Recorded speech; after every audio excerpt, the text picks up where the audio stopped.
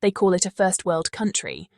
High GDP, AA credit rating, world-class corporations, stock indices flirting with record highs, foreign investors nodding politely at spreadsheets. Now close the spreadsheet. Look at daily life. Look at the worker waking up before sunrise in a shrinking apartment he will never own. Look at the salary that hasn't moved in 20 years. Look at the grocery receipt where protein quietly disappears line by line. Look at the commuter train where silence isn't discipline, it's exhaustion. This is the contradiction nobody in finance brochures wants to explain. On paper, this country is rich. In reality, its people are broke. And this isn't an accident. It's a design choice. The financial illusion. Let's start where advertisers love to start, the stock market. Yes, equities are up. Yes, corporate profits look healthy. Yes, foreign funds keep flowing in. Why? Because labor is cheap. Because wages are frozen. Because households absorb inflation while corporations hoard cash. When companies don't raise salaries, margins expand. When workers can't negotiate, EPS looks beautiful. When domestic consumption weakens, exports get cheaper. This is paradise for capital. It's hell for humans. Investors see a stable market. Workers feel a collapsing floor. That gap is the real story. Real estate, the great psychological scam. Now let's talk property, the favourite asset class of every middle-class dream. Home ownership used to mean stability. Now it means lifetime debt or permanent exclusion. Prices don't crash because the market is strong. They don't rise enough to build wealth either. Instead, housing becomes a psychological prison. Rent forever, save nothing, fear everything. Foreign buyers park money safely. Institutions flip portfolios. REITs perform nicely. Meanwhile, locals live smaller, later, lonelier lives. The country isn't poor. Its people are deliberately kept asset poor. Money flow direction matters. Here's the rule they never say out loud. Money no longer circulates downward. It only flows upward and outward. Wages go in. Debt comes out.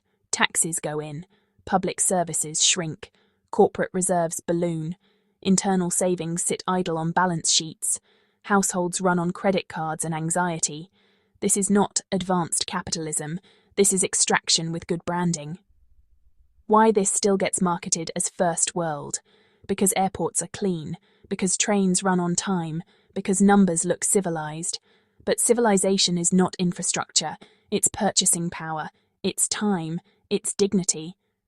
When a society forces its middle class to live like a risk buffer for corporations and governments, labels stop meaning anything. You can call it first world. Daily life already feels third world, and this is just the opening act. Here's the uncomfortable truth they bury under words like stability and maturity.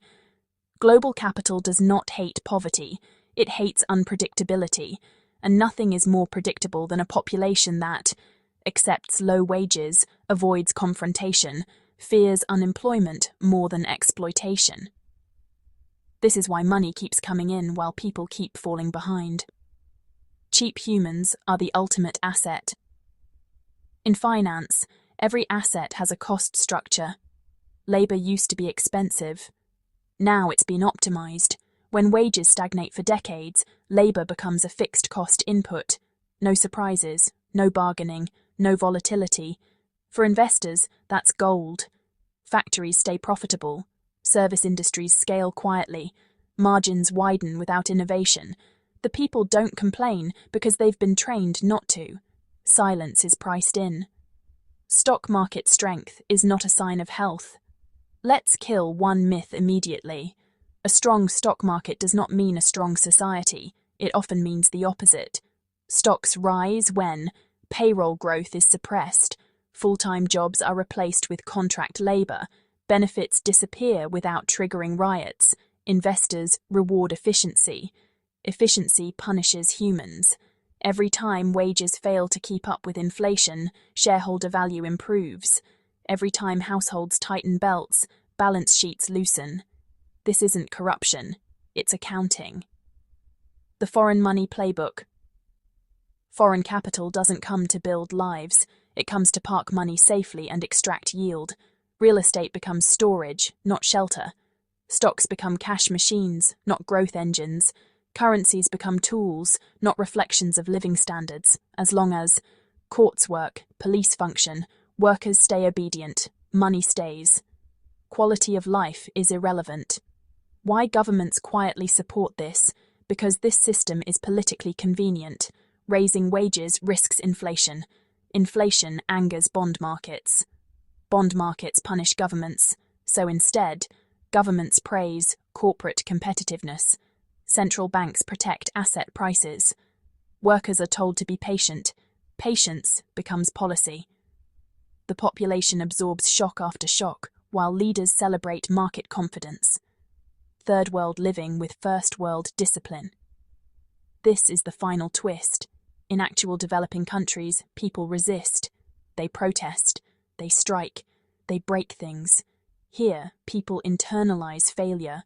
They work harder, sleep less, eat cheaper, blame themselves. That's why capital feels safe.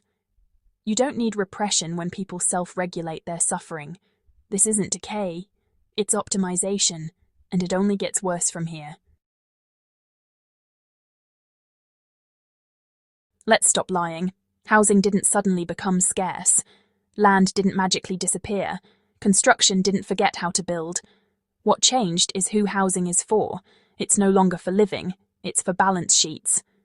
From shelter to financial instrument. Real estate used to be boring. That's why normal people could own it. Then finance touched it. Now homes are yield products, inflation hedges, portfolio diversifiers, parking lots for idle capital. Once housing becomes an asset class, residents become liabilities. If people can't afford to buy, rents go up. If rents go up, returns improve. If returns improve, prices get justified. It's a closed loop that feeds on human delay. Marriage later, children later, ownership never. The generational asset lockout. Older generations bought with one income. Stable jobs, low price to income ratios. Younger generations face dual incomes, contract work, prices divorced from wages.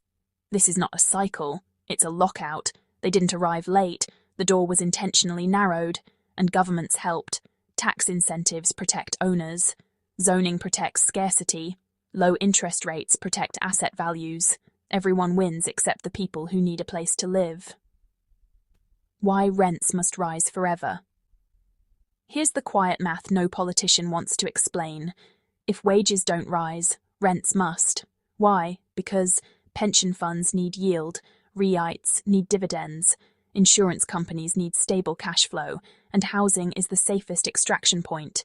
You can delay buying stocks. You can avoid luxury goods. You cannot avoid shelter. Rent becomes a tax paid to capital. A monthly reminder that you exist to service someone else's asset. The psychological damage is the feature. This system doesn't just extract money, it extracts ambition. When people believe they'll never own, they'll never catch up, they'll never rest, they stop planning long-term. Short-term survival replaces future thinking. That's perfect for the system. Desperate people don't unionize, tired people don't revolt, renters don't threaten property values. Hopelessness is market stability. Why this still gets defended? Because asset owners vote, renters wait, because numbers look fine, because indexes are green, because foreign money hasn't left, the suffering is diffuse, the profits are concentrated, and concentration always wins, until it doesn't. 30 years. That's not a slowdown. That's not a cycle. That's a policy outcome. When wages stay flat for decades while productivity, prices, and profits move, something is being managed, and it isn't labour. The great wage freeze workers were told the story gently. Be patient. Protect competitiveness. Think long-term. So they did. Meanwhile, corporate profits rose, executive pay floated upward, internal reserves piled up. The money didn't vanish, it just stopped flowing downward. Wages weren't linked to output anymore. They were linked to fear. Fear of layoffs, fear of replacement, fear of being labelled difficult. A compliant workforce is cheaper than automation. Inflation as a transfer tool. Here's the trick. When inflation hits and wages don't rise, that gap is not neutral. It's a transfer. From households to corporations, savers to asset holders, workers to shareholders. Every price increase without wage adjustment is a silent pay cut. Governments blamed global conditions. Companies blamed cost pressures. Central banks blamed expectations. Nobody blamed design. Why stock markets loved this era? Flat wages are a dream scenario for equities. Costs are predictable, margins are defendable, labour risk disappears, EPS rises without innovation, PR looks attractive, cash piles up. Investors cheer discipline, workers absorb discipline instead.